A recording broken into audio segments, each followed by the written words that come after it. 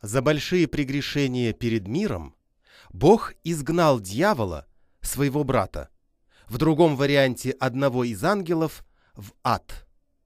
Дьявол выпросил у Бога небольшой клочок земли, чтобы хоть тросточку можно было поставить. По доброте своей Бог позволил ему это.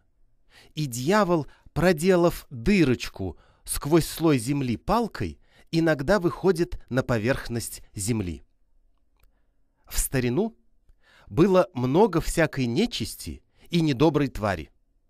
Приходилось все время быть наготове и уметь за себя постоять.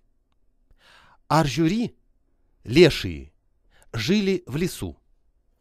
Они произошли от тех людей, которые наложили на себя руку или были убиты насильственно. Повстречав в лесу человека, Аржюри просил у него коття, конфету. Если у того не было коття, Аржюри вырывал у него зубы. Аржюри мог защекотать человека до смерти, и при этом он, наверное, получая от этого удовольствие, хохотал. Если по дороге повстречается Аржюри, надо сказать «в гору». Тогда Аржюри отстанет и не сможет догнать. А если он встретится у реки, нужно говорить «против течения». А если против течения идешь, по течению. В настоящее время Аржюри нет. Их всех молнией поубивало. В упор могут превратиться дряхлые старушки. Они могут поедать луну.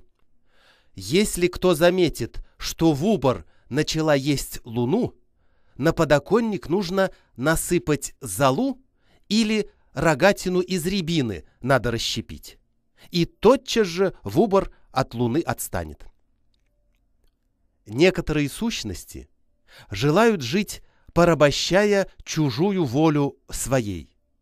Они наслаждаются своей властью над другими, но впоследствии неимоверно от этого страдают. Даже разлагаясь, не могут умереть. Чтобы найти покой, они должны передать свое мастерство молодым людям.